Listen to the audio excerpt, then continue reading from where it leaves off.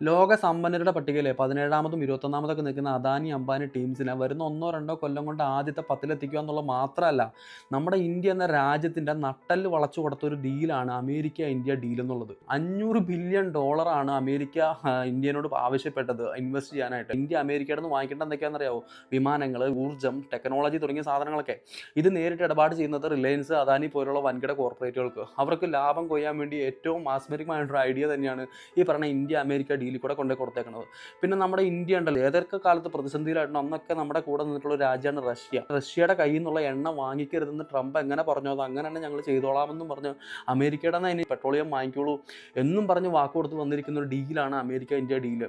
America ഇന്ത്യയിലേക്ക് അയക്കുന്ന ഈ പറയുമ്പോൾ ഓയിൽ, അതുപോലെ ഫ്രൂട്ട്സ്, വൈന് തുടങ്ങിയ സാധനങ്ങൾക്ക് $1 0% ടാക്സിൽ ഇങ്ങോട്ടേക്ക് കയറ്റിവിടും.